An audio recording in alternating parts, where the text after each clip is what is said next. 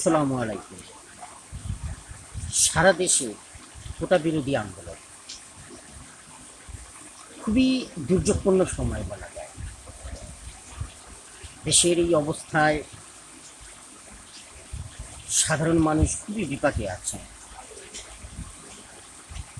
তারা নিজেদের পরিবার চালানোতেও হিমশিম খাচ্ছে। তারপর আমি একজন সেই সাধারণ মানুষ হওয়া সত্ত্বেও এই কোটা বিরোধী আন্দোলনকে পূর্ণরূপে সমর্থন করি। তারা প্রথম দিকে যে আন্দোলন করেছিল তার পরিপ্রেক্ষিতে বলা হচ্ছে তাদের সকল দাবি মেনে নেওয়া হয়েছে। তাহলে এখন তাদের কিসের আন্দোলন? আসলে কি তাদের সবগুলো দাবি মেনে নেওয়া হয়েছে? তারপরও তো তারা কিছু বলেনি, তারা মেনে নিয়েছে। সেটা কীরকম? তাদের দাবি ছিল 5% কোটা রাখা যাবে সর্বসাকুল্যে, বাকি 95% মেধাবী থাকতে হবে এবং মুক্তিযোদ্ধা কোটা টোটালি বাদ দিতে হবে। কিন্তু আসলে কি তা হয়েছে? শুধুমাত্র 5% মুক্তিযোদ্ধা কোটাই রাখা হয়েছে। অবশ্যই এক্ষেত্রে বিবৃতি দেওয়া হয়েছে যে যে মুক্তিযোদ্ধা কোটা রাখা হয়েছে তা আদৌ কোনো কাজের নয়, এটা বাস্তবে তেমন পরিলক্ষিত হবে না, যেহেতু যারা মুক্তিযোদ্ধা আছেন তাদের বয়স হয়ে গেছে, তাদের তার চাকরির এখন কোনো প্রয়োজন নাই, তো তাদের সেই কোটা ব্যবহারের কোনো সুযোগ নাই। আচ্ছা, কোটা ব্যবহারের যদি সুযোগই না থাকে তাহলে এই 5% রাখারই দরকার ছিল, তো রাখারও তো কোনো দরকার ছিল না। তাদের সম্মান দেওয়ার জায়গায় সম্মান দিতে হবে। তাদেরকে এই মিথ্যে আশ্বাস, মিথ্যে সম্মানটা দেওয়ার মানেটা কি? এটা আমার ঠিক বোধগম্য নয়। এই 5%-এর জায়গায় টোটালি 5% যেভাবে ছাত্ররা চেয়েছিল সেইভাবে যদি দেয়া হতো, জিনিসটা আরও ভালো হতো। আর সবচেয়ে বড় কথা হচ্ছে যে বিবৃতিতে বলা হচ্ছে তাদের দাবি মেনে নেওয়া হচ্ছে। আসলে কি মেনে নেওয়া হয়েছে? এখন তারা কিসের জন্য করতেছে এই আন্দোলন? March for justice. তারা ইনসাফের জন্য, ন্যায় বিচারের জন্য আন্দোলন করছে। তারা তো এই রক্ত চায়নি, তারা চেয়েছিল অধিকার।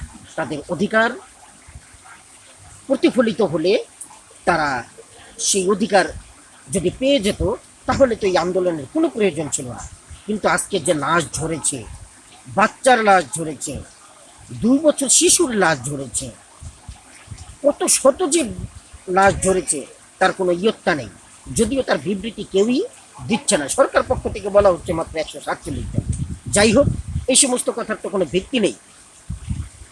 কিন্তু আসলে এমন একটি সংগঠন থাকা প্রয়োজন ছিল যা এই দুর্দিনে, যে কোনো দেশের দুর্দিনে সরকারের বিপক্ষে সত্যিকার তথ্যগুলো বের করতে পারে। এমন সংগঠন আসলে থাকা উচিত। যাই হোক, আমি সেদিকে যাব না।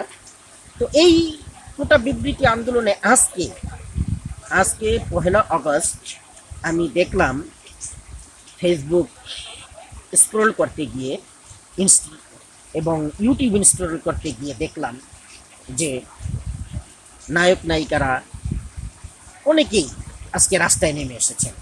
তারাও এই কোটা আন্দোলনকারীদের সাথে সমর্থন জানিয়েছেন। সিনেমার নায়করাও পর্যন্ত এসেছেন এবং ভালো ভালো ব্যক্তিত্বদের চোখে পড়তেছে। আমি এমন এমন স্যারদের দেখতেছি যে সমস্ত স্যারদের, এক মাহতাব স্যার ছাড়া অন্য স্যারদের তেমন একটা আশা করিনি, কিন্তু এখন সবাইকে দেখতেছি। আসিফ নজরুল স্যার তো সেই প্রথম দিক থেকেই ছিলেন এবং অন্যান্য স্যারেরাও যেভাবে চলে এসেছেন, সবাইকে জানাই আমি স্যালুট। আপনাদের সবাইকে আমি সালাম জানাই।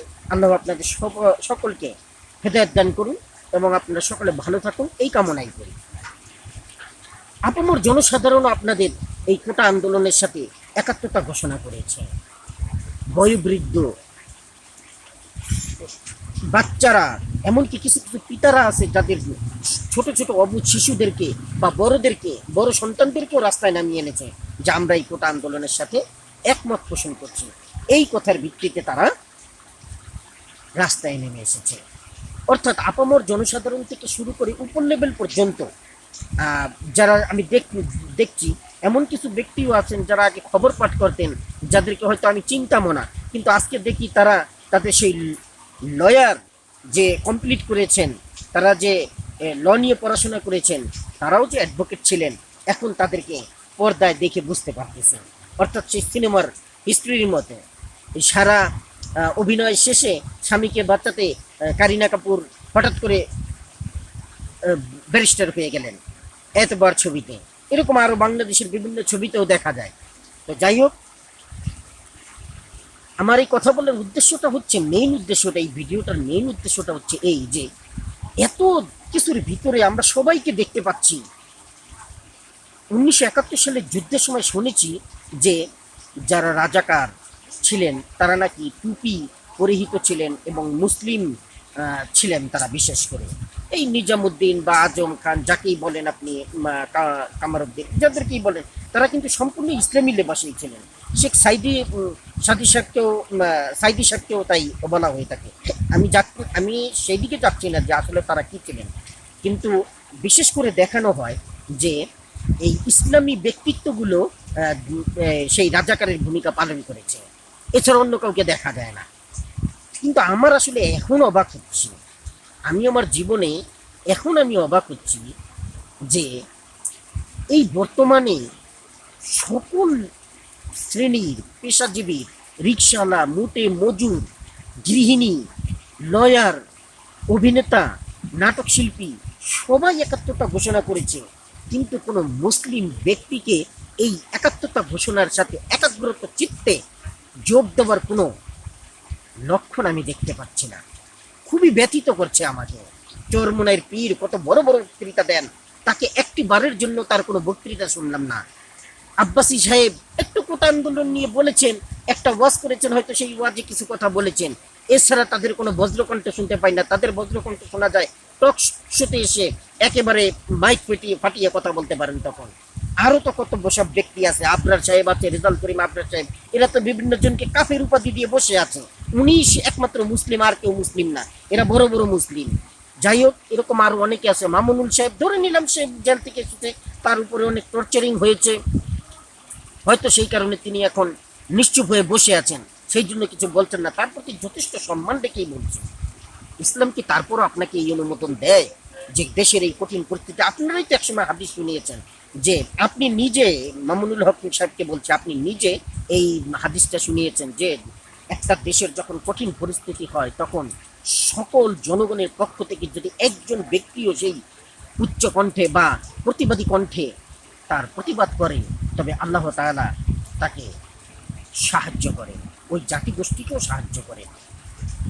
এমন দুর্দিনে কি আপনারা আপনাদের তো বড় কণ্ঠ শোনার আগ্রহ করছি না, জাস্ট আপনারা একাত্মতা ঘোষণা করছেন কিনা, এই ছাত্রদের পক্ষে আছেন কিনা, এরই সাথে আপনাদের মিল আছে কিনা, আপনারা এটা চান কিনা, এইটুকুই শুনতে চাচ্ছি। কোনো একটা মুসলিম সংগঠন, কোনো একটা মুসলিম দল বাংলাদেশে, এত এত মুসলিম দল, এত এত মুসলিম ব্যক্তি, ওয়াজের সময় এত এত বড় বড় ব্যক্তিরা, হ্যাঁ, নামাজ, মাথায় টুপি, দাড়ি, কত সুন্দর লেবাসে এসে ওয়াজ করতেছেন, মানুষকে জ্ঞান দিতেছেন। এই ব্যাপারে কি জ্ঞান দেওয়ার জন্য আপনারা কেউ নেই এখন? আপনারা কেউ সে পাশে দাঁড়াবেন না? অবাক হচ্ছি আমি, খুবই ব্যথিত হচ্ছি। আল্লাহ আপনাদের সকলকে হেদায়েত দান করুক।